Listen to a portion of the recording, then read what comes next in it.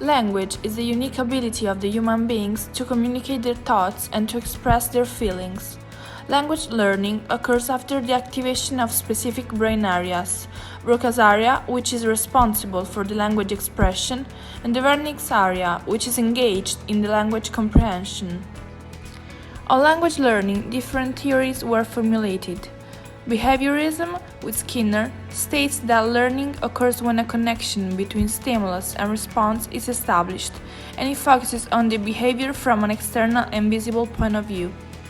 Nativism, with Chomsky, according to which men are biologically programmed to learning, tend to a special device, the LAD or the language acquisition device, and that they also have an universal grammar that includes all the linguistic structures of all the languages.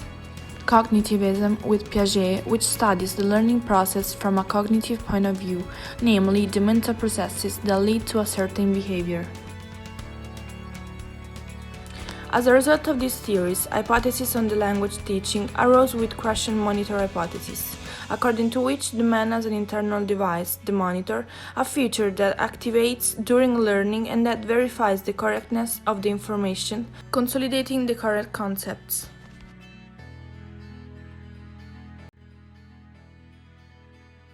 During the execution of linguistic tasks is also engaged the working memory, who has the function to connect the perception of the informations and the long-term memory.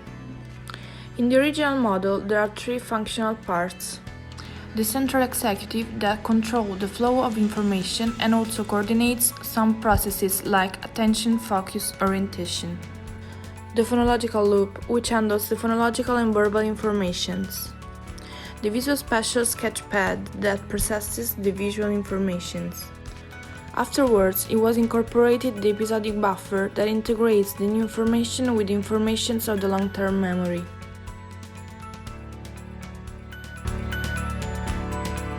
Thanks to the working memory, the brain takes in the linguistic informations. These lead to the expansion of the left superior temporal gyrus and the activation of the right inferior frontal gyrus.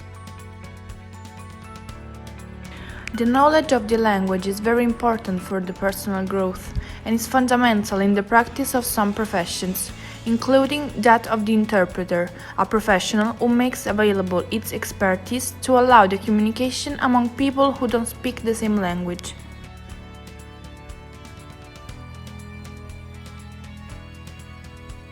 During the interpretation, the brain relies on specific areas. In particular, the pars triangularis, a section of Broca's area, is activated.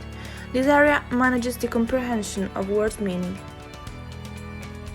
Other areas that cooperate with it are of support: the basal ganglia, the anterior cingulate cortex, and the inferior parietal lobe. Furthermore, thanks to a study carried out about some interpreters after a period of training in conference interpretation, an increase in the volume of the regions involved in some linguistic tasks was detected.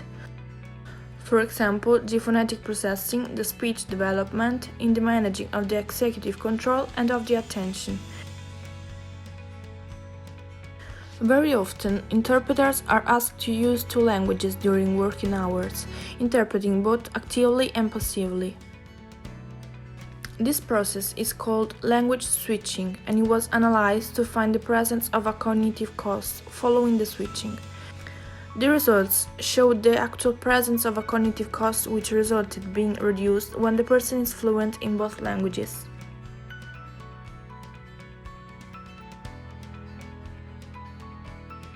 Nowadays, about 75% of the population speaks or understands at least two languages, thus bilingualism is not an exception anymore.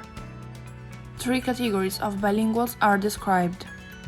Simultaneous bilinguals exposed to both languages since childhood. Sequential bilinguals that learn the second language after the age of 5 at school. Subordinate bilinguals that learn the second language after the consolidation of the first one. One of the characteristics of the bilinguals is that they mix the languages during a conversation. This phenomenon is called code switching and it occurs unintentionally. One of the languages acts like the matrix language, while elements of the other language are added. Given the presence of two languages, interferences occur often. These interferences cause a language conflict. According to various studies, bilinguals aren't able to block one language to use another one alone, keeping the languages always active and risking to mix them. Differences between men and women have always been pointed out in various fields and in the linguistic one too. In fact, it is believed that women are more predisposed to language learning and use. Despite this widespread belief, it was demonstrated in various studies that no one is more predisposed compared to the other, but, longer merely, the language is learned with different modalities, given the fact that the language neural organization is different. In fact, during linguistic tasks, men use areas in the left hemisphere, while women use areas in both the hemispheres. It was also demonstrated that men have a greater ability in phonetic codification, while women in grammar learning. Bilingualism has countless positive aspects that can be applied to everyday life.